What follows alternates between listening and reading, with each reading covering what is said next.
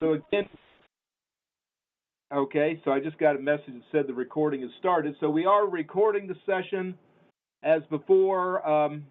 Later this afternoon or tomorrow, I will send a recording out to everybody on my distribution list. And so whether you're on the session today or not, you'll be able to view the recording and hear what we've talked about today.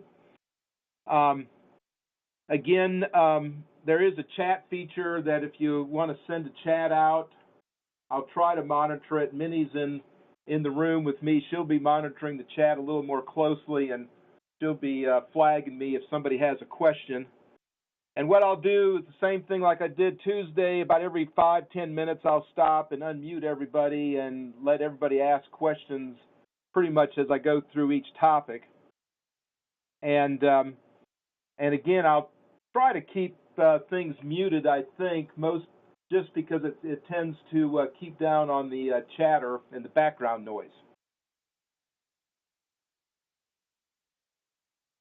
So the agenda for today is I'm going to talk a little bit about more complicated buildings in multi, but then pretty much just go into the process of running the audit. And the running of the audit basically starts with entering utility bills, assuming that the building's already been entered.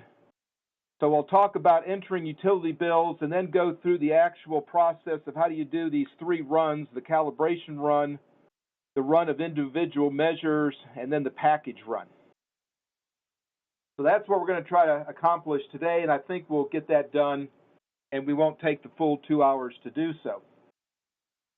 So before I kind of go into that, I'll unmute everybody, and just see if there's any questions that anybody had from Tuesday's session that they wanted to ask before we kind of get started. Okay, I don't hear anything. I don't think I see anything in the chat.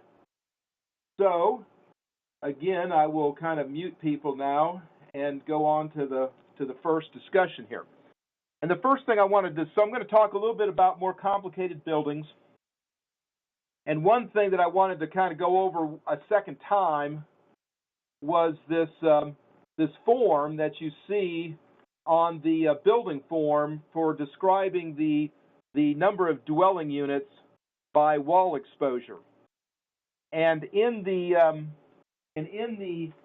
Getting Started guideline that we provided you, the 20-page document Getting Started guideline, on page 12, no, I'm sorry, on, I think we talked about, well, on page 12, there is some figures that kind of demonstrate how these boxes on the right-hand side here are filled out for different buildings. And this is just another slide that we have used in the past to describe this, so I thought I would just show this as a second way of explaining this quickly. So let's look at this. Now, none of these numbers are entered into these boxes because I got 3 examples, but the numbers are essentially filled out in these little pictures. So let's pretend we have a building that has an enclosed hallway with, and let's just say this is 1 story for right now, where there's 3 units on the back side of the hallway and 3 units on the front side of the hallway, with this, of course, being the front of the building. So in this case, you can see you have 1 unit on the first floor where the outside walls are basically with this kind of exposure. So in that case, this number would be entered in the first floor column where you have the section where it says units where there's 2 walls exposed in adjacent orientations. This unit would be entered as a 1 right in this box, because you can see we have 1 unit with that orientation. There are no other units in this building with the orientation like this, where it's exposed to the back of the building and to the left. This unit here in the front that's exposed to the left but to the front would be entered in this box, in number 1, because there's only 1 such unit. And these 2 would be entered here and here, respectively, because of their orientation and directions. These two inner units, this unit would be entered as a 1 in this box because this has only one exterior wall exposed. And this unit would be entered with a number 1 in this box because there's only one of these units exposed to the front of the building. Now, if you had a 2-story building, then basically you would duplicate what we just talked about that you entered for the first floor. You would duplicate that on what we call the top floor. The top floor is always the top floor of the building. And if you had a 3-story building that looked like this, there was 3 of these floors built on top of each other, then you'd have a series of 1s in this column, a series of 1s for the intermediate floor, and a series of 1s for the top floor. Now, if you had a building that looked like this, but it was 4 stories, then you basically have 2 floors that we would call intermediate floors.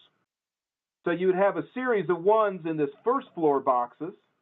You would still have a series of 1s in this top floor boxes, but you would have the number 2s in this intermediate floor because there's really 2 floors in a 4-story building if it had this kind of a layout. And then similarly, here's another building where instead of this being an enclosed hallway, it is now an open hallway. So essentially we're saying it's open hallway, so it's exposed to outdoor temperature. So in that case, there's actually 2 units that are orientated where their walls are exposed to the back of the building, the front of the building, and to the side of the building. This unit and this unit essentially has the same exposure.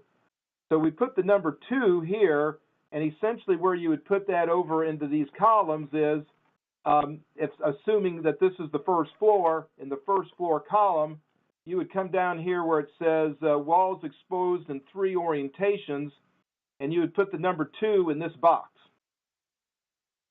These 2 units are the same again because they have exposures to the front, the back, and to the right, and so you would put a 2 in this box. And these 2 units that have exposure both to the front and the back of the building would be entered in this section where there's 2 walls exposed. No, I'm sorry, in this section where it's 2 opposite walls, and you would put a 2 in this box.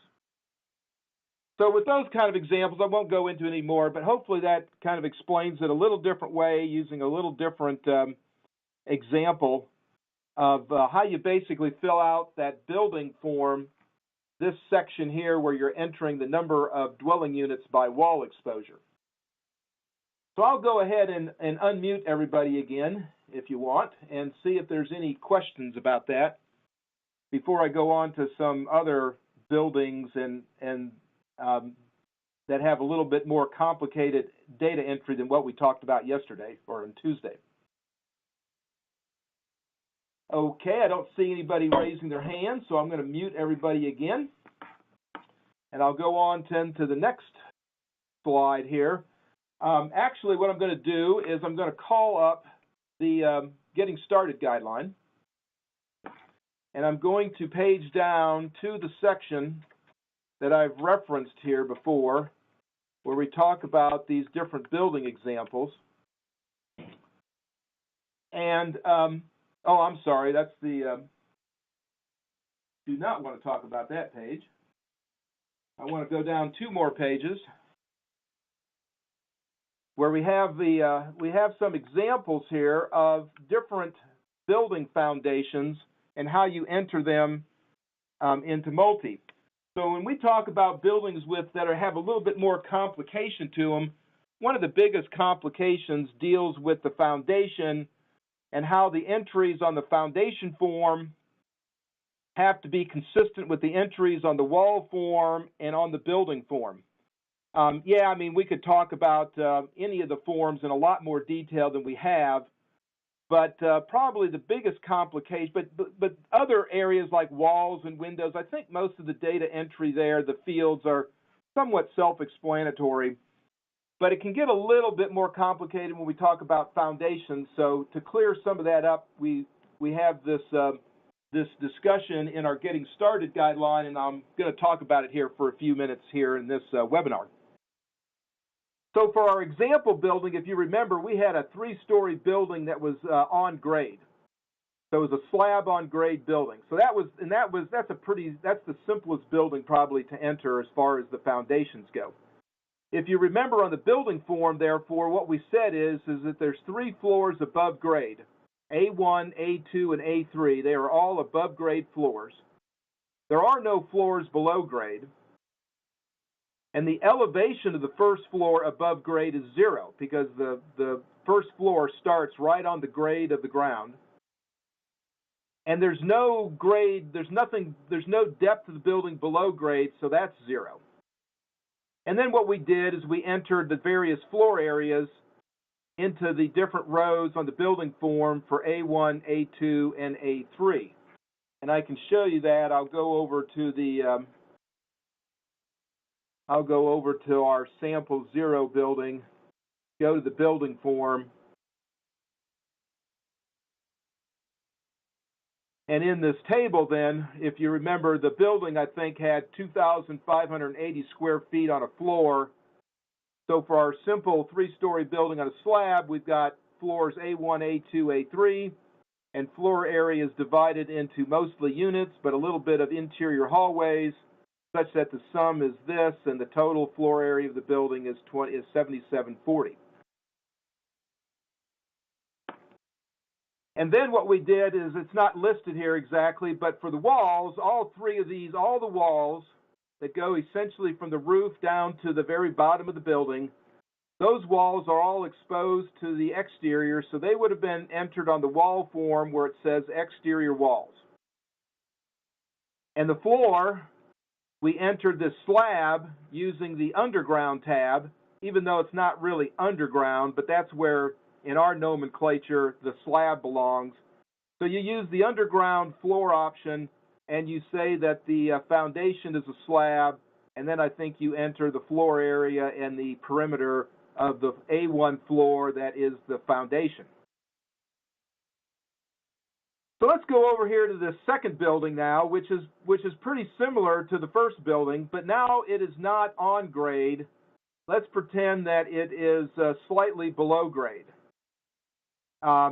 This picture is showing it as if there's about 7 feet above grade on that first floor and 3 feet below grade.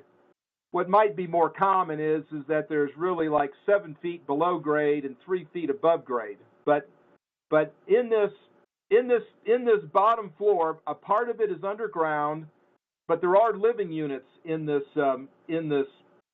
floor. So how would you enter that into multi? Well, the number of floors that are totally above grade are now only 2. Okay? What we end up doing is this floor that is partially below grade is called B1, kind of like basement 1. And so the first floor that's totally above grade is A1. And then since we have no intermediate floors are always A2. So in this case, we have an A1, which is the second floor, but it's the first floor fully above grade, and then the top floor is always A3. So we have B1, A1, and A3. So we have 2 floors that are totally above grade, and 1 floor that is at least partially below grade. That's the floor B1. The elevation of the first floor is above grade is 7 feet. The assumption, which is not really stated in this diagram, is that this B1 is 10 feet tall, there's 7 feet above grade, and there's 3 feet kind of below grade right here. So 7 feet is the first, so A1, which is the first story fully above grade, it's 7 feet above the ground. And then the depth of the building below the grade is 3 feet. And then what we would enter onto the building form would be floor areas for A3, A1, and B1. So let me just jump back over to multi. So if we were entering the building form for that house that we're just looking at, you would not enter any floor area for floor A2. You would be entering it for A3, A1, and then B1.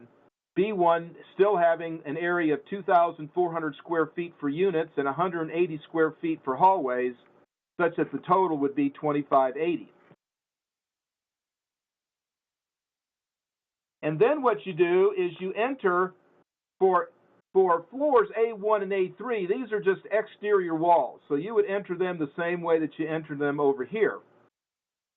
For the floor B1, though, you would describe the 7-foot wall that's above grade as an exterior wall.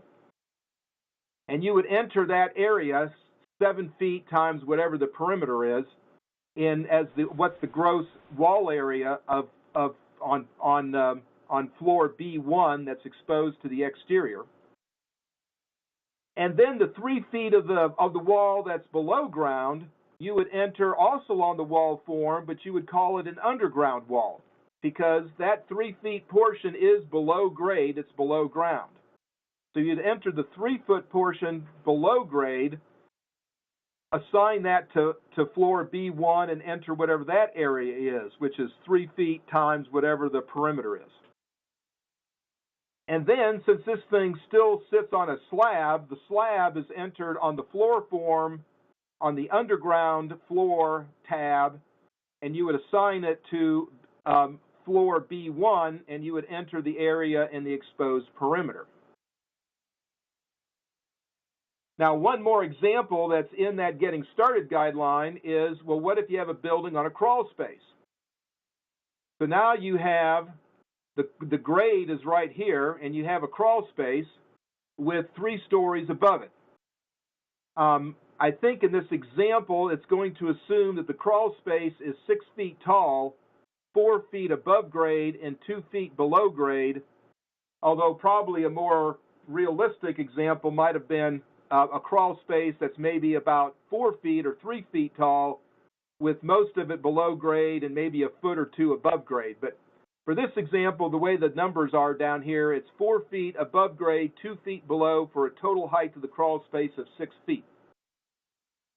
So let's see how we enter that. Well, how many floors are there above grade? Well, there's 3 floors, A1, A2, and A3, that are totally above the grade of the ground. So there's 3 floors above, no floors below. The elevation of the first floor is 4 feet above grade. So A1 is our first floor, and it's, remember, 4 feet above the ground because it's sitting on top of that crawl space. And there's 2 feet of the building below grade because the crawl space is part of the building, and there's 2 feet below it. Again, all the exterior walls on A1, A2, and A3 would be entered just the same way as they were entered over here for our simple building. But now we have, for the crawl space, we have some of the wall that's exposed to the exterior, to ambient air, and some of the wall is exposed, is underground. So we would describe the 4 feet of the crawl space that's above grade as an exterior wall. It's 4 feet tall, but you would enter it on the wall form in the what's called the crawl space row. So let me go back over to multi and go to walls.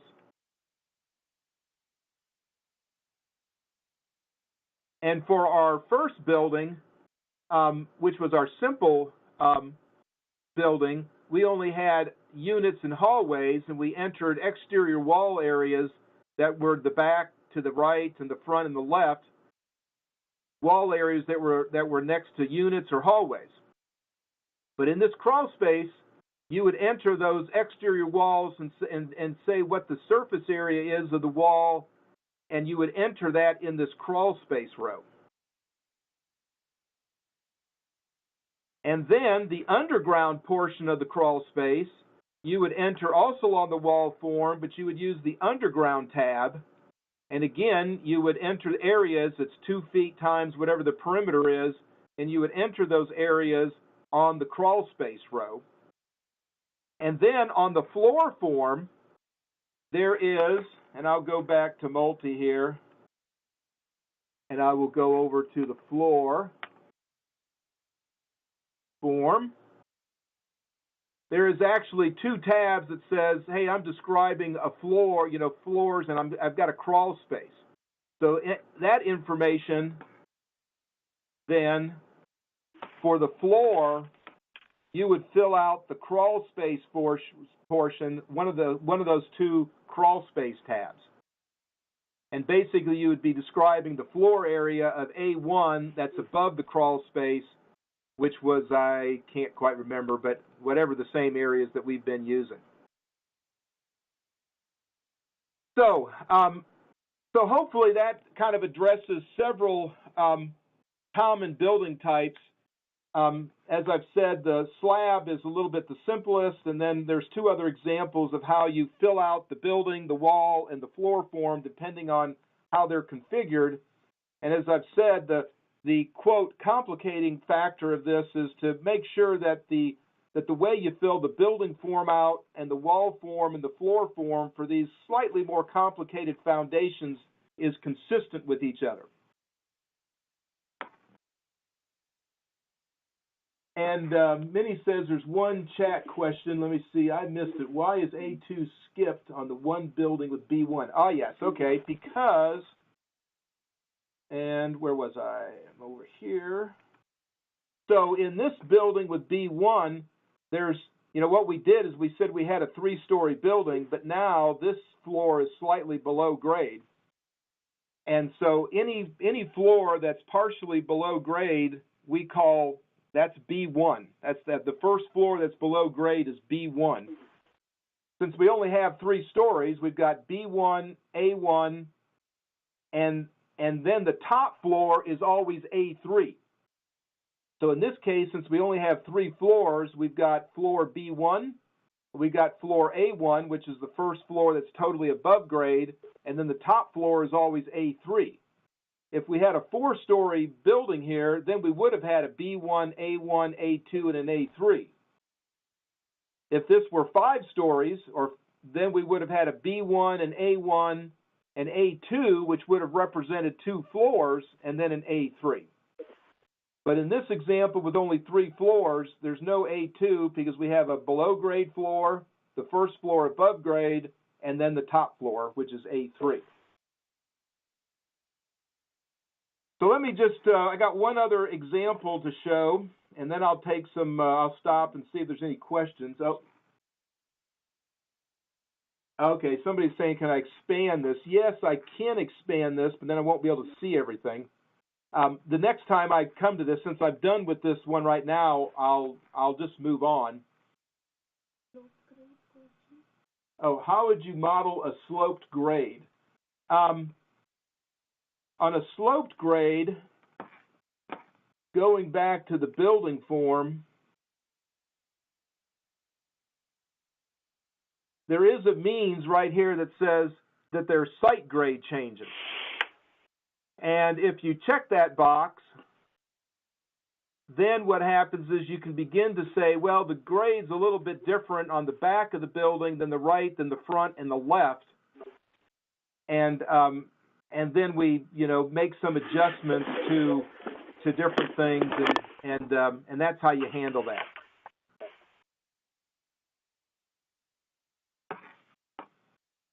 So I am going to, that's right, I want to go back to this PowerPoint for a second. And maybe the last thing that I want to just show is what if you have a building that is kind of like 3 floors, but the bottom floor does not have any dwelling units. It's basically like a basement. Might hold some utilities and stuff like this. So what happens in this example? So in this example, you still have 2 floors above grade. This would be A1. This would be A3. And the number of floors below grade is 1, but it's going to be an unconditioned floor in the end, or it could be conditioned, just not going to have dwelling units. The elevation of the first floor above grade is 3 feet per this example. So this example was saying that there's 7 feet of this building below grade and 3 feet above grade. So there's 3 feet above. So A1, the first floor that's totally above grade, is 3 feet above the ground, and then the total depth of the building is 7 feet below the ground. And what will happen here then is when you go to multi, then this floor, that floor that I was calling below grade is a B1. But what it would happen is instead of entering floor areas under the units in the hallways, if it's basically like a basement, you would enter those floor areas as either other unconditioned space other unconditioned space in this column, or if it was conditioned, which probably doesn't happen very often, you would enter it here. So in that last example, you're beginning to use these columns of other unconditioned spaces as opposed to assigning areas to units or hallways that are on a floor. Okay, with that kind of wraps up everything that I was going to talk about briefly on slightly more complicated buildings. Again, you can spend time looking at the Getting Started guideline. I'll send out this PowerPoint after the end of this presentation so you can see these slides that we put together. It does take a little bit of looking at this to get that combination of floor, walls, and the building form all jiving up consistently together. But once you kind of understand our approach, I think it becomes a little clearer how to do this. Any other questions?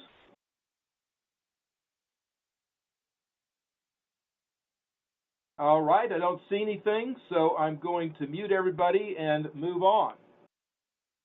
So, the next thing I'm going to do is go back to our PowerPoint. And I showed this slide in the first session, but I'll kind of repeat it. So basically, we're ready to talk about, how do you run the audit? I've spent the first training session basically giving you just an overview, somewhat of a detailed overview, but it's still an overview of how do you enter all the different building forms to describe a building. And that's basically this block of saying, hey, the first thing you got to do is describe the building. So the run process is this. You would then enter utility bills if you want to. That's optional, but recommended. And then you're going to do what's called a calibration run.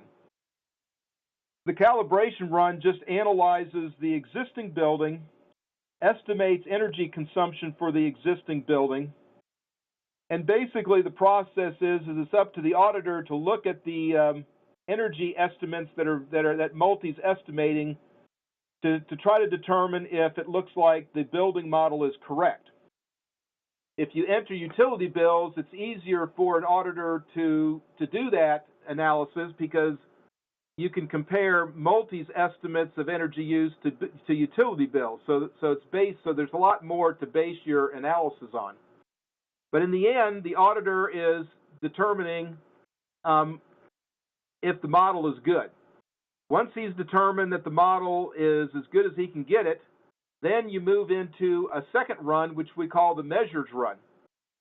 And in this run, what happens is that each measure that you've entered into Multi and said, I want this to be analyzed for this building, we look at that, we analyze that measure as if it's the only measure applied to the building.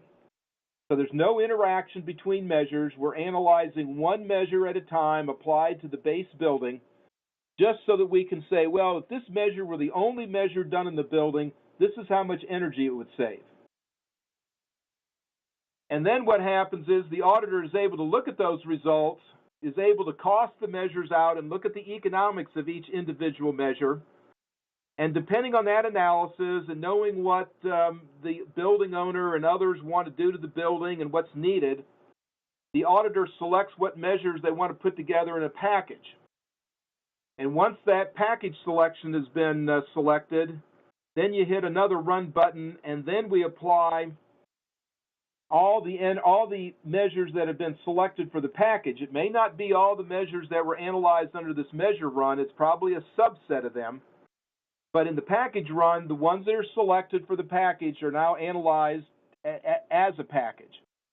And what happens is that the individual measures that were selected under this measure run are applied to in the package run by decreasing order of SIR.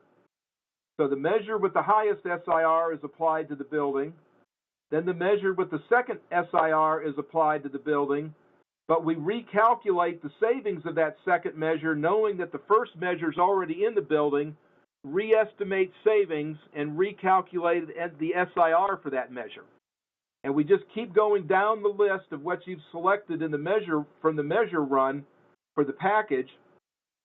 We apply each of those that you've selected until every measure in the package has been put into the building. And then we basically print all that out for the auditor to look at.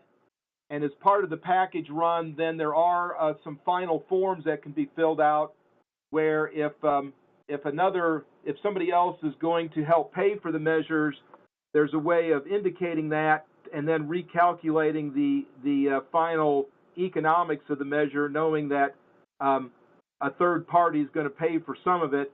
So from the weatherization assistance program perspective of its cost, what is the SIR of the measure? And that's all done here in this third package run. So with that, what I want to do is talk about entering the utility bills first. So to do that, I'm going to go to the sample building that we passed out to you. And basically what we said is here is I'm going to blow this up a little bit. I don't think I want to go to 200%. Let me go to 150. Okay, so here's the utility bills that we just said. Let's assume that these were the utility bills that were collected on this building over the course of a year. We know the start date and the end date. Remember, this was an all-electric building. And so here's the electric bill. And I'll talk about these heating degree days and cooling degree days in a minute. And at this point, on page 17 of the Getting Started guideline, we do have several pages discussing how do you enter the utility bills. So just mark that for reference. Now, as I said, so I'm going to go back to multi. I'm going to go to our sample home, our sample building, I should say, which is this. We are on sample account, so I'm going to go to the utility bills. And I'll talk about how we would have entered then the utility bills that we provided in that little 3-page building description into multi. Now, the first thing is that remember that these utility bills are not required to actually run multi. Multi will run, and we will estimate savings for the building, and you can apply measures and do a package run without ever entering utility bills. But entering utility bills is highly recommended for multifamily buildings because it's a lot more difficult to model a multifamily building, and comparing estimated consumptions to utility bills becomes pretty much more critical in a multifamily building to make sure that you've got the model of the building correct. And I think that even within the weatherization assistance program, screwing the model up for a multifamily building to utility bills might be required. I'd have to look that up, but something tells me that it's required. Now, right now, multi's estimates of energy consumption are based on a standard weather year. TMY3 data, I believe, is what we use. But utility bills obviously are energy consumptions for weather that occurred during whatever the billing period was.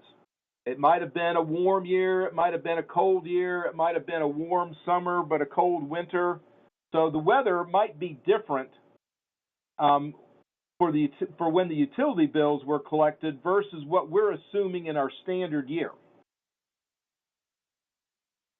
So because of that, when an auditor starts comparing multi's estimated consumptions to utility bills, one thing that they have to keep in mind is that the reason that there might be a little difference between those two is because of weather.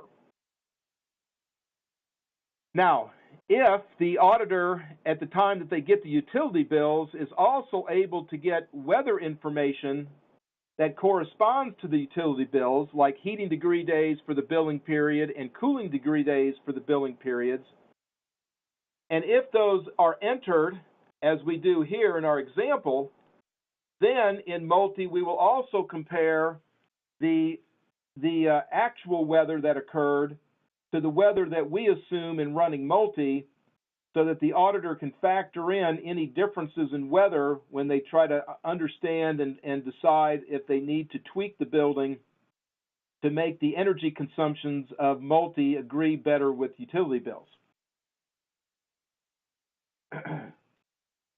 Now, a development step that we're going to work on in the near future is to allow multi to actually use the actual weather that occurred for the utility billing period in doing its calculations, so that when we implement that feature, multi's estimates would now be based on the same weather as experienced during the billing data period. And so the comparison of utility bills to multi's estimates would now be on a apples to apples basis when you're factoring in weather differences. There would be no weather differences, and so any differences that you saw in the estimated consumptions to utility bills would be due to other factors other than weather. And right now, what we're looking for in the utility bills is whole building utility bills. So if a building has 6 units and each of them are metered separately, you'd have to right now add those 6 utility bills up separately and enter them into multi. In the future, we'll have a mechanism where you could enter the bills for each unit, for example, and then we would add them together for you. And another thing that another caveat is that right now we're looking at whole building, and so we compare multi's estimate of the energy consumption of the whole building to whatever the utility bills are. In the future we'll try to program in the ability to compare, say, multi's estimate of water heating energy use to a utility bill that represented just water heating, if, for example, in a multifamily building, a central water heater had a separate, say, natural gas meter on it. But right now, we are comparing whole building energy use to whatever the utility bills have been entered, so the utility bills have to represent whole building energy use. So we provided in the little handout some very contrived and simple utility data. And the way that you enter that into multi is this. You say, hey, I've got a meter code. You give it some kind of a code. Whole building is just that, this represents the electricity use of the whole building. Remember, this is an all-electric building that we were dealing with. And in this case, somewhere we got heating degree days and cooling degree days corresponding to all the billing periods. So we can select here that we've got heating and cooling degree days. We could select heating degree days only if that's all we had. We could say none if we don't have that. And another option is average temperature for the billing period, just an absolute number like 78 degrees. We select that we're going to enter kilowatt hours because this is electric billing data. Right now, there's going to be an option maybe in the future that the heating and cooling degree days that you've obtained are at a different base temperature than 65, but normally the heating degree and cooling degree day data that you can get from different sources are based on 65. So right now that's the default number and the only number that you can use. And I won't go into entering this, but it's pretty straightforward. You enter the data chronologically, starting with the first row, and you enter the start date, the end date, what the usage is, and if you have heating or cooling degree days or something, you enter that data in the columns that appear. Then what we would recommend that you do is you can click this button that says Show the Graph, and basically this is just a graph of those billing data. If you look at the graph, sometimes you can see if you've entered something incorrectly, or you can see that, hey, maybe I don't really trust this this first utility bill because it's way down here and it doesn't really fit the pattern. So from that, you can look at the data and decide, well, which utility bills do I want to use in the calibration process? So you put a check mark in front of the bills that you actually want to use. In this case, we're going to use them all, but you might not use some of the months if you think that the data is suspect. So that's how we enter the utility bills.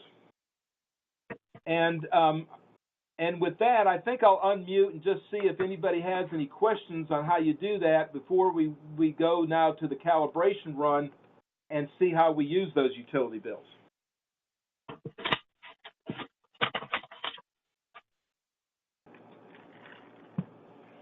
Okay, I don't see anything. So again, I'm going to mute everybody. And okay, and now basically just for reference, on page 18 of the Getting Started guideline, we talk about for several pages this whole run process, starting with the calibration run and then the measure run and the package run. So note that you know, when we're done with this, you can read those sections and it'll reiterate and repeat and go into a little bit more detail, perhaps stuff that I'm going to talk about. So so here we are. We've got our building all entered for this sample building. We've got our utility data entered. And what will happen is once you've entered all the required forms to describe a building, in this row, this is our calibration run, and there's three buttons associated with this calibration run. And the first button, which we call the lock button, will be green when you've entered information in all the required forms, which are all those ones with the red bullet here. That just says that you've entered enough information that you can submit this and it won't throw an error. Because most buildings you're going to want to enter also doors, roofs, and floors, but those are not required to actually run the information. So to do a calibration run, this is what you're going to do. This button's going to be turned green because you've entered, we've entered the descriptions that we need for the building.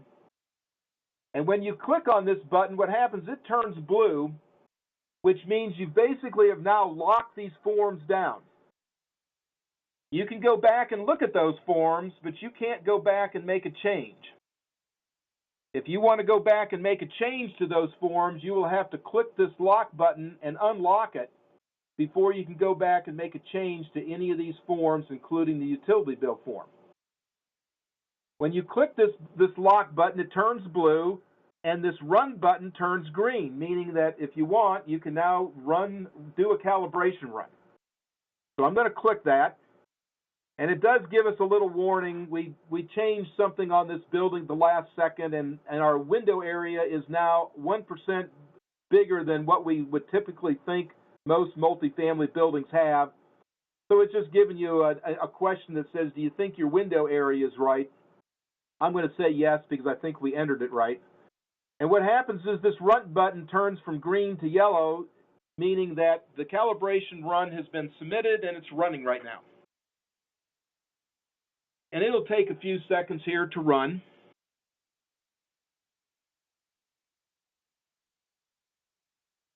And when it's done, it says the run succeeded. You say OK. And when you say OK, what happens is the run button turns blue that says it's done. And basically this third icon turns blue that says you now have a calibration report that if you want to look at it, you can click on this and look at it.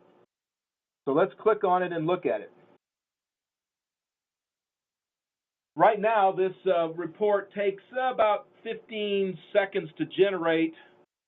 We're going to do something that makes this a lot faster, but there is a little bit of a wait time to get all that information of the runs and the utility bills loaded up and compared to each other.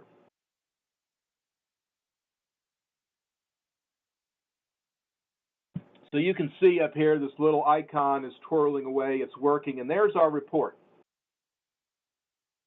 So I'm going to just make this a page view. The first page is basically a summary page of nameplate data. What's the name and information associated with the agency that's doing this analysis? What's the information associated with that account? What's information associated with the audit itself? What's the name of it? When was it run? When was the audit done? And some details on the run itself. The next page, this is a page that compares then, or not compares, but lists Multi's estimates for the electricity consumption of the building. Remember, this was an all-electric building, so that's the only fuel that's used in this building is electricity. If the building had used natural gas, say for heating or water heating or both, then there would have been 2 pages here, one page for the electricity consumption of the building and a second page for the natural gas consumption of the building. But for this building, it's all electric, so we only have an electric page. What it provides is for each month, it provides what the total electricity estimate is for the building, and that total broken down by end uses: heating, cooling, water heating, appliances, and lighting. We show this information in graphical form, the heating end use, the cooling end use, and then all the other end use are all the uses together by month. And we do show an annual total of these, and we show in a graphical pie chart basically this annual consumption or the total consumption divided by or partitioned by the different end uses. So heating energy consumption, which was 61,471, represents 48% of the total electricity consumption of the building. Now, the first thing the auditor should do at this point is look at these numbers and see if they're reasonable based on his experience and comparison to other buildings that the auditor might, have performed in the city or area where they work. If you did not enter utility bills, this is the only form that you would have to say, well, gee, do I think the model is right? So if you didn't enter utility bills, there'd be a lot more emphasis put on the auditor to be able to really understand the building and foretell what they think proper energy consumptions were compared to other buildings.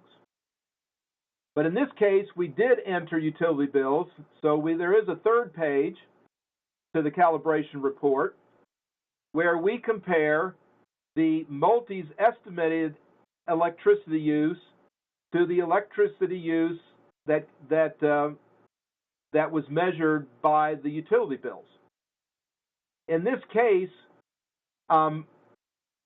what we do, multi's energy estimates are always by month. What was the energy use in January, February, March?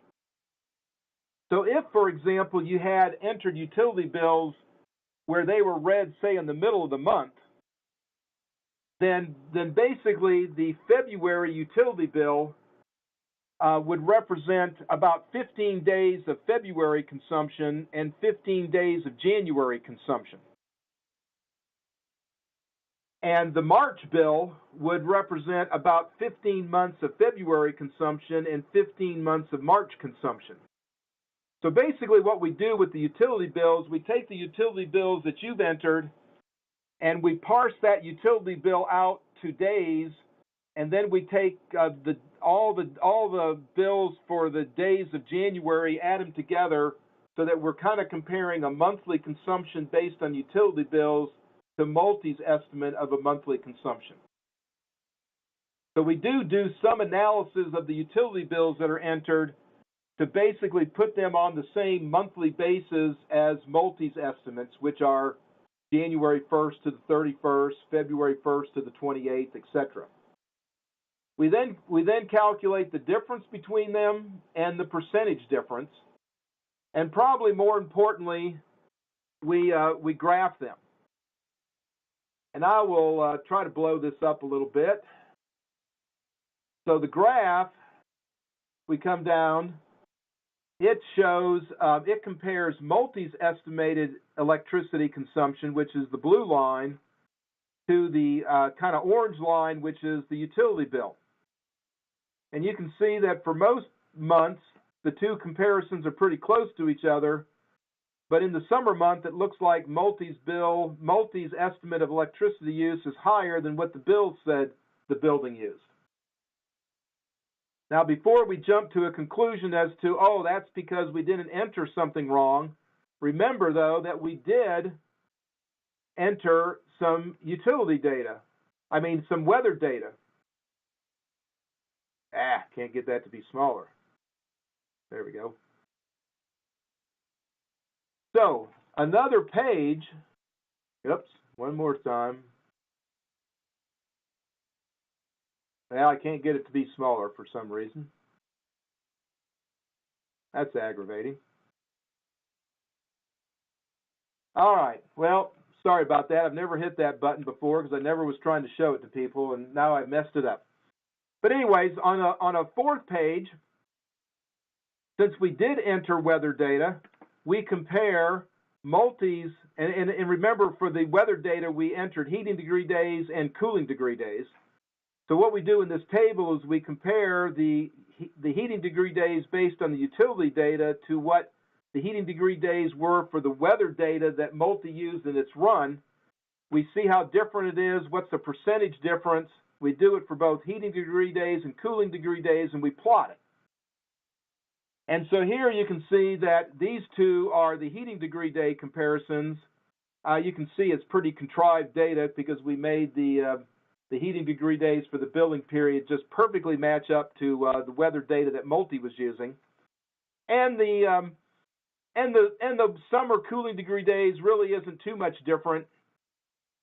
So what you might conclude from this is that looking back up here at this energy use comparison is that, well, maybe Multi's overestimate or estimate of higher energy use in the summer than the utility bills. It doesn't look like that difference is necessarily due to weather, so therefore it might be due to an input that you made in the building descriptions. And probably the one data field that first comes to mind is that maybe we don't have the efficiency quite right. Since Multi estimated a higher consumption, perhaps our efficiency estimate is too low and the air conditioners are running a little bit more efficiently than what we had assumed. And therefore, you might go back into Multi, into the HVAC form, and change the efficiency of the air conditioners, rerun the calibration, and see if this line doesn't come down closer to the utility bills. And the auditor would iterate through this process until they thought that they've, have come up with a reasonable model of the building. And that whole process is more of an art than a science, and it is far too complicated for me to go into any more than just to say that the auditor would do this calibration. That's the whole way of doing a calibration probably warrants a whole webinar to itself, as you all probably know. So that's basically the calibration report. And what I'm going to do is, so the way that we had gotten to that report, if you remember, is we did the calibration run, and we clicked on this icon here in this calibration row. You could also, once the calibration report is generated, which was generated after you did clicked on this run button and the run was completed, you could come down in this case to this report block, click on this drop-down box, and there is now a calibration report that you could select, and this report is the same as what you would get by clicking on this icon. Notice that at this point under this report section, there is no measure report or package report. because we haven't done those runs yet. So there's no options to look at those reports because they don't exist. But after we do a measure run, there'll be a retrofit measure report that we can look at. And after we do a package run, there'll be a retrofit package report that we can look at as well. Okay. So I'm going to unmute and see if there's any questions about the calibration process or the calibration run.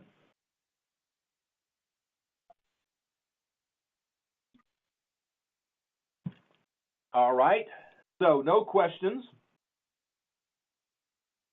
Now, so the next thing that I'm going to talk about is the measure run. So what's going to happen on the measure run is that, remember that you, under the different retrofit forms is where you enter, say for walls, or I'll go to windows.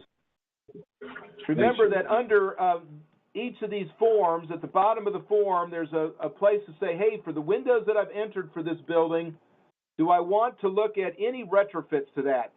Doesn't mean that you have to say, I'm going to definitely do this retrofit. It just says, I want to analyze this retrofit to see if it makes any sense. If it makes some sense, I may choose it for my final package, but I may not. But this is the place where you say, hey, for this window type that I'm entering, I do want to analyze replacing it. And when I check that, it says you enter what's the characteristics of the replacement window. Are you going to replace the existing one with a double pane or a double pane low E or a double pane low E argon filled? You know, what kind of a window are you going to put in? So you have to have at least one of these checked for one of these building envelope or one of your equipment entries. If you don't have any retrofit entered, this lock button under the measure run set of buttons, this will not turn to green until you've said, I've got at least one retrofit that I want to analyze. If you don't have a retrofit described, there's no sense in hitting the measure run button because there's nothing to analyze. So nothing happens until you got at least one measure selected. And as I said, in this run, each of these measures is going to be applied to the building individually. So we're not putting anything together. We're just analyzing each measure applied to the building individually to see what it would do if it was the only retrofit done to that building. Now, normally, when you're going through the buildings, entering the description of the building, probably when you enter the window description, most auditors will probably say, okay, this is the window, and yes, I think as part of my analysis, I will want to analyze a replacement window, maybe a storm window. So most auditors will fill out both the top section of this window form that describes the existing window as well as the retrofit section at the same time. But they don't have to do that if they don't want to. When they're done with this calibration run, if they had not entered any of the retrofit information, or if they wanted to change some of it after the fact, they would just go in and unclick this lock button, make the changes, and then they would just have to click these buttons and run the calibration process again. But as long as during that they didn't change any of the descriptions of the envelope sections or the equipment themselves, they probably wouldn't really have to re-look at the calibration run. They would just be ready to do the measure analysis. But for the most part, I think people will fill out these retrofit sections as they're filling out the other parts of the form, so that when they're done with the calibration and they're satisfied with their data entries, they will have described measures, so this button will be green, and they'll be ready to analyze the individual measures. So at that point, what you would do is this. You would click this green lock button. It turns blue. That's kind of a redundant thing that says I've locked these forms down. And then the run button turns green that says you're now ready to do a measure run. I would then click on the measure run button. It turns yellow because it's saying, hey, I'm doing it right now. And it'll take about 10 or 15 seconds to do this measure run. Because remember now what you're doing is, what's going on is that I think we had described about 8 or 9 retrofits to this building. we are actually doing 8 or 9 DO2 runs, getting the results and putting them into some kind of an order that we can grab into a table and put into some kind of forms that make some sense to you. So we're not running one building as we did under the calibration. We're running like 9 buildings, the base case plus 8 different versions of it with all these different measures applied.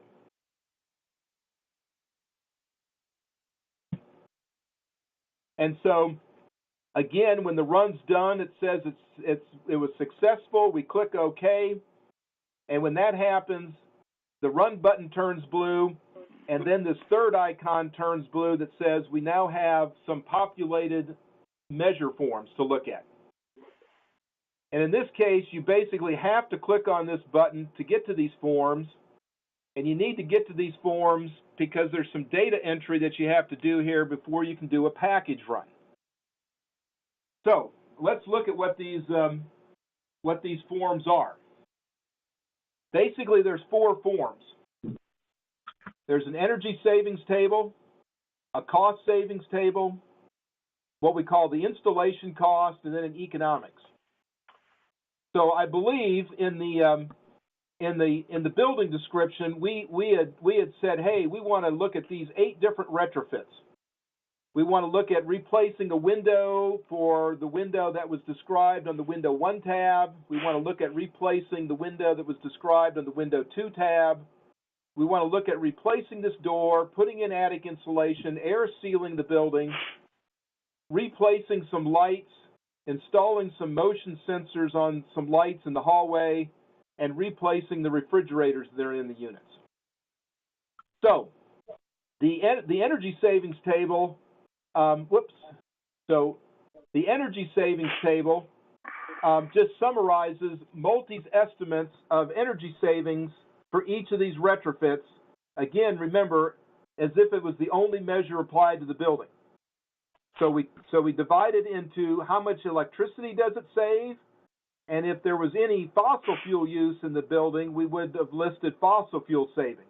Since this is an all-electric building, there is no fossil fuel savings. And then we divide these up by end uses: heating, cooling, water heating, appliances, lighting, and then give you a total. Do notice that at times there are negative numbers. So, you know, replacing this window, this window with a, quote, double pane low E window saves a lot of energy for heating, but actually might increase the cooling cost a little bit, according to this run.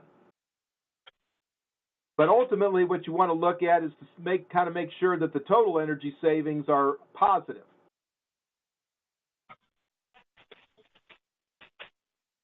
Now, this table is read-only because there's no data entry on this table. You're just looking at Multi's results. And then what we do is we convert this to cost savings. So we take the electricity savings and the fuel savings multiplied by the cost of those fuel and figure out, well, what's the cost savings total for each measure, as well as divided by end use. Again, there can be negative numbers, but hopefully the total savings in dollars is always positive. And again, this is a read-only table. You don't do any data entry here. Now, the next table is the installation cost table. So for each of these measures now, what we need to do is this table is used to cost these measures out. And there's basically 3 ways that you can cost the measures out. You can use costs that are in what we call our measure cost library. And I'll talk about the measure cost library next Tuesday in a lot more detail. But you can use costs that are in there to help you get a cost for the measure. Or you can enter your own number, or you can do a combination of those. So let me show you how these work. So for example, for this first measure, let's say that I think to replace the 6 windows that were under this Window 1 tab, let's say I think it's going to cost $1,000. So if I put in $1,000 and hit enter, you can see that that becomes my final cost, $1,000. And if I thought this attic insulation was going to cost $500, I could enter 500, hit the enter key, and that becomes my final cost. So you can always manually enter the cost of doing any measure in any building. But let's see the second way. Let me get rid of these numbers and put zeros back here. The second way, and the way that you'll probably use more often in production mode, is to use costs that you've entered in a measure cost library.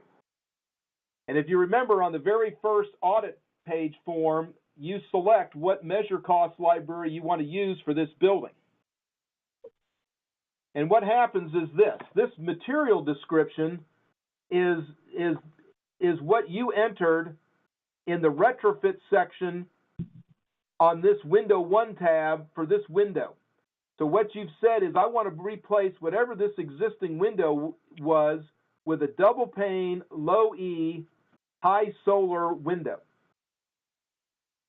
And what will happen is if you've entered a cost for that type of a window in your measure cost library, when you put your cursor in this field and look at the drop down, there will be options there for you to pick to automatically cost this window retrofit out.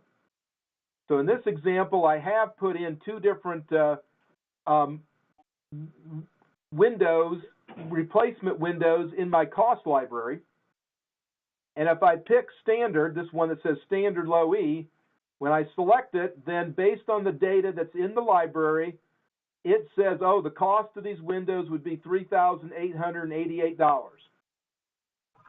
And in this cost library, which I will again go over in a lot more detail next Tuesday, there's different ways of costing the window out: united inches, square feet, per each. I think in this case I used united inches, and then it just, because you've given the dimensions of the window, we know the united inches, and we use those window characteristics applied to this costing mechanism to cost these out. If I had used this other window type, this deluxe double pane low E window, remember that the original number was $3,888, but if I use a different one, cost a little bit more. So you can use these entries to help you come up with an initial cost, and then if you want to, you can always make an adjustment on that. So let's pretend that, the auditor says, yes, I want to use this deluxe double pane low E window, but in this building, I think it's going to cost a little bit more than my standard pricing because of some complexity. So it's going to cost an extra $500. So in that case, if I enter 500, the 500 gets added to the cost that you costed out of the measure cost library and came up with a total cost of $5,684. So that's kind of the combined approach.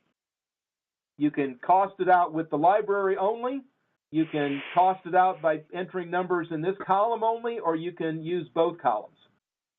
And this column can be a negative number. So if you said, hey, it's going to be cheaper to do this window retrofits in this building, I can type in minus 500 and make an adjustment to that. So at this point, the auditor would then go through here and cost out all the different measures. Now, so let me go through here and cost these out the way that I wanted them costed out. They're not costed out right now. So I'm going to make this a 0. Even if you have something in the measure cost library, doesn't mean that you have to use it. In this one, I am going to use my deluxe window. So for example, for the door, I do have a door entered here, but let's say, that's not the right door. I don't want to use that costing mechanism. I can always say none, and then just jump over here and say that replacement door is going to cost $500 and not use something that's in the library. So even though it's in the library, doesn't mean that you have to use it. Let's see, cellulose. I've got something in there. I'm going to use this. when it says none defined, that says in my cost library, I do not have any cost for infiltration work. So that just says I don't have anything in my library for that, so the only way I can enter cost for this is the manual method. And let's say I'm going to cost that out at $4,000. And then for the lights, let's say that I'm going to replace these with these 23-watt CFLs, and I'm going to use this deluxe motion sensor kit to do this. But let's say for this deluxe kit, I think it's going to cost $300 less than what I had thought in my measure cost library for some reason. Maybe they've got a super deal going on this week at Lowe's, so I can buy the kit cheaper. And then for the refrigerators, I'm going to put in a medium refrigerator, and I'm going to get this cost. So once you do that, you have to hit apply so that you basically tell Multi to remember these numbers. And that's something I was going to emphasize. Don't forget throughout the whole use of Multi, on every form, when you've entered information, you either have to hit apply to save the information, but then you don't move off the form, or if you hit OK, it'll save the information, but basically it'll just close the form out, and you can pick a different form. So I entered those costs, and now what I want to do is go to this economics form, and what happens is this economics form basically says, okay, here's the predicted cost savings. This is coming from this cost savings tab. Remember, so these two windows are $152 and $425. That's the same numbers here from the cost table. It says this is how much this measure is going to cost, $388, $16,000. That's just coming from this installation cost table, $3,888, $16,000. And then, knowing what the lifetime of the measure is, we calculate an SIR and a simple payback period. And at this point, what the auditor would do is look at this and go, well, gee, which of these measures is cost effective, which is required by the Weatherization Assistance Program, which ones aren't, and they would analyze this, talk to the building owner, whatever, and decide which measures do they want to put into a package to see what the package of retrofits would look like. What's the economics of the package? The package will be different than this because when you put it in as a package, there's an interaction between measures that reduces the total energy savings. So, for example, in this case, even though these are not cost effective, the window replacements may be something that the building owner wants to do, and you know that they're willing to contribute money to those measures to get them done. And what they might contribute is at least as much as would be required so that the amount of money spent by weatherization on those measures makes these have an SIR greater than 1. And we'll talk about that when we get to the package results. So what they might want to do is they'll say, yes, I want to include that in the package because I think I can get the homeowner. The homeowner said they're willing to pay for that. So even though you can't do these with weatherization funds, with leveraging you can. We're not going to do the replacement door because it's not cost effective. But we will do the ceiling insulation, the air sealing, and the lights. Even though I analyzed the motion sensor, for some reason, I don't think I want to do that. So you don't, even though it's cost effective, doesn't mean that you have to include it in the package. And then let's check that we want to do the refrigerators. So I would click apply, and then at that point, I would be ready to do a package run. Now, before I open it up for any questions, the last thing I just need to tell you about is, so remember that we basically got to this set of forms by clicking on this icon in this measure run row. So I clicked on this icon to get to these forms that at least the installation cost and the economics, you have to fill things out on those forms. If you want to get a printout of this so that you can, a piece of paper, you can either click this icon up here, or back here from this audit doc, you can click in the report section And now that we've done a retrofit measure run, there is a retrofit measure report that you can get, and this is a PDF file that you can print out. And it's basically a duplicate of what we just saw. There's a cover page. Oh, I hit the wrong button. There's a cover page, and then there's basically a page. Come on, cursor. There's a page for each of those tables: the energy savings table, the measure cost table, the installation cost table, and then the economics table. So that's just a form that you can get if you want to print it out in hard copy. So I'm going to unmute here and see if there's any questions about this measure run process. There is one chat thing. Let me see what this is. Minnie didn't say anything, so okay, no big deal. All right, I don't hear any questions, so I'm going to mute everybody again. And so once we're done with the measure run, we're ready to do the calibration run. And as long as you have, let me go back to the measure run, as long as you have selected at least one retrofit to be included in the package, then this package lock button will turn green, meaning that you've got at least one retrofit to analyze as a package. Hopefully, and usually, you'll have more than one retrofit to analyze as a package. So this button will be green. And you will click it. It'll turn blue. That just says, at this point, I've locked down those forms, those installation cost forms and those economic forms under the measure run, so you cannot go back now and change those costs. If you want to change the cost, you'd have to unlock this measure run, rerun it, change the numbers, and then lock it down again to do the package run. So now when I lock it down, the run button turns green that says I'm ready to do a package run. I click on that, and again, it will take about 20 or 30 seconds to do this because you're really doing about 8 audit. You're doing 8 DO2 runs and putting the information together.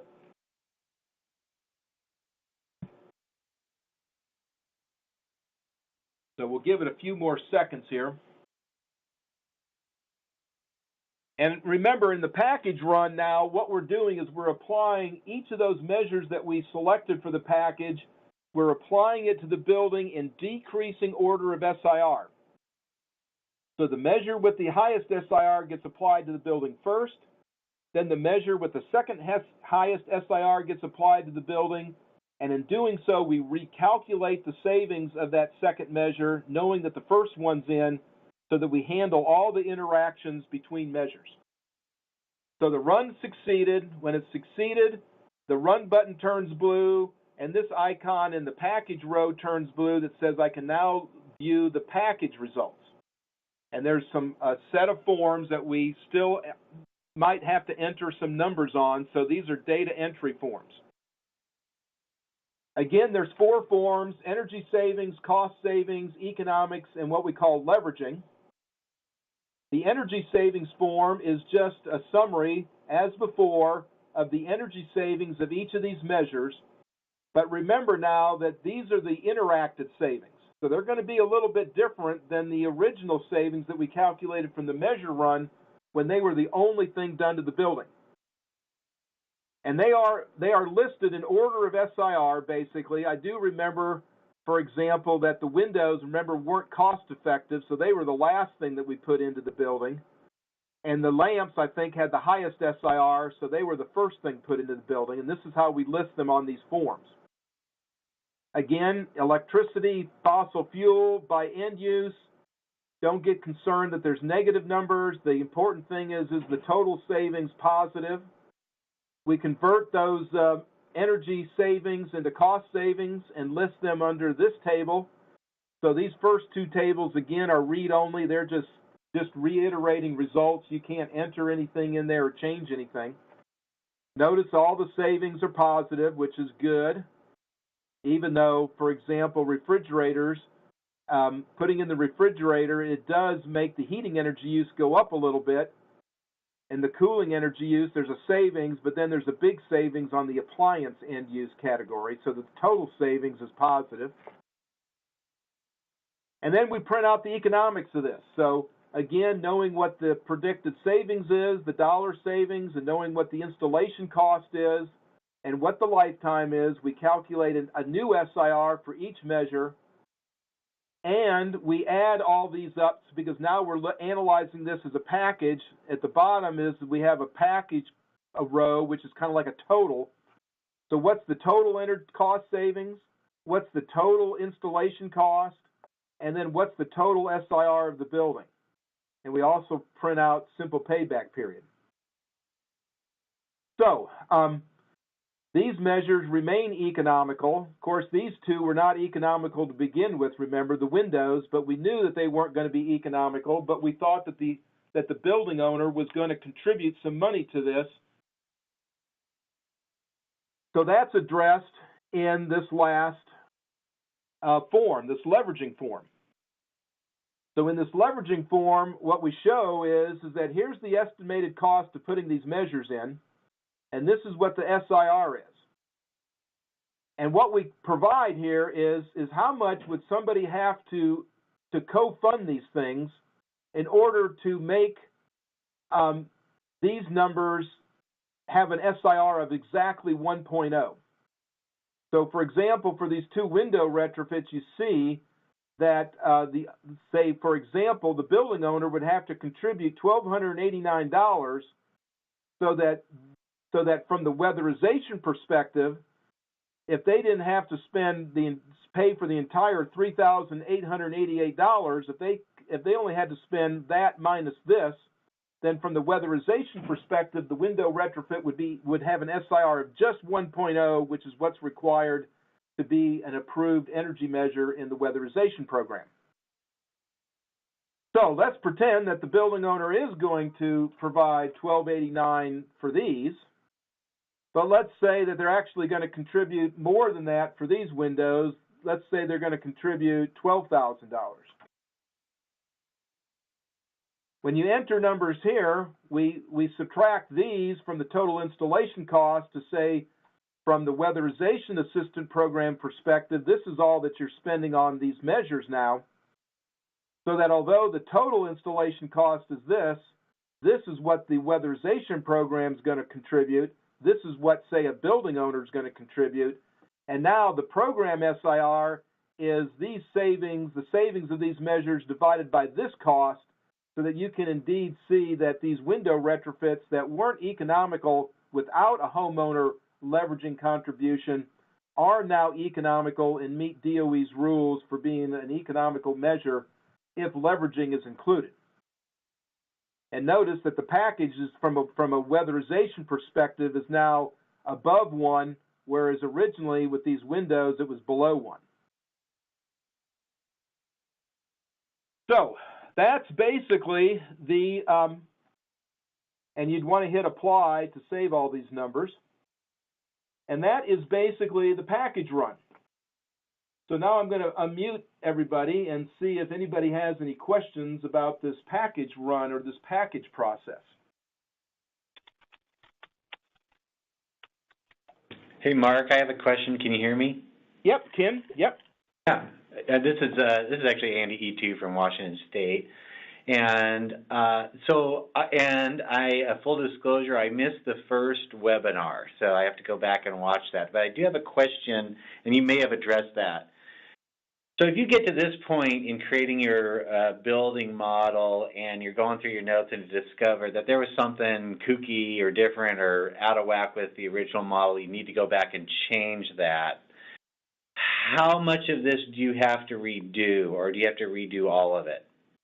If you go back and change it. What you'd have to redo is, so if you got, say you got all the way here, we say okay, you know, your base. Oh, and let me just say before I answer that for the package run, just like the measure run, once you've done the package run, you can click on this report section and get a retrofit package report if you want to print that out, okay? So in this case, what would happen is if you realize that you had entered something wrong, you would have to go basically unlock this calibration run, which will unlock all this, and you'd have to unlock it, go in, make your change, and then do it all again. Now, you can see once you made the change, well, now if you change the building description, say you change the efficiency of the heating system, well, when you do the calibration run, you should probably re-look at the calibration results to make sure you haven't skewed something else off, okay? But if your change was just going back to, say, I want to add another retrofit description for a window, say that I had forgotten to say I want to analyze a replacement for this third window, then when you rerun this, you wouldn't have to spend much time looking at the calibration report, if any, and you just would zip down here and do that measure run again, and then you'd have to do the package run again. So it doesn't take a lot of time, 5 minutes to maybe do all those runs, okay? There is one other caveat, and that is at this time, the cost that you've entered when you do the measure cost is not saved. So if you unlock that, your costing of the measures would disappear. So you might want to definitely print the measure cost report out so that you would have a copy of how you had entered the cost, so that if you redid the building, you could easily look at this and just, zip down and pick these names again, put these adjustments in. It would probably take you a minute or two to do that, and then you'd be ready to hit the package run again, okay? But the bottom line answer is yeah, you kind of have to start over again, then you basically have to do those runs again. All right? Okay. Yeah, thank you.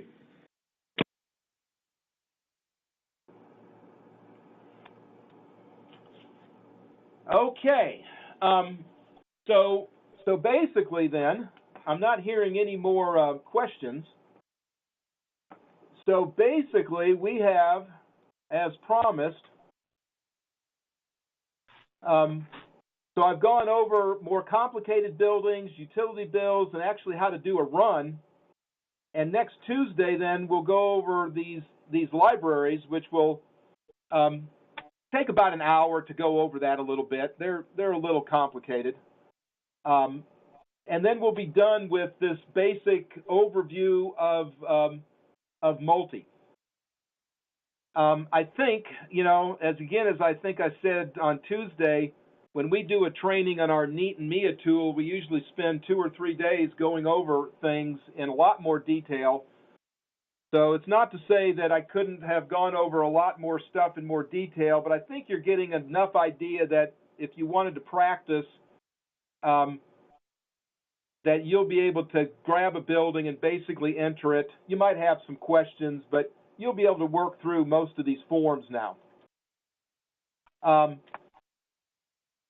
our next webinar is Tuesday, be at 1 o'clock. I'll send a link out again with this recording and the PowerPoint presentation that I use to everybody, probably tomorrow. When we're done with this on Tuesday, what we can do for those who want it, I can send out some login information so that then you'll be able to log into Multi and just play with it on your own. And in talking with Minnie and here between us, probably the best way to start might be to try to take this example, this demonstration building that we've been working on, and you just enter that one on your own. Because it's probably the simplest, one of the simpler building types, and things are pretty simple.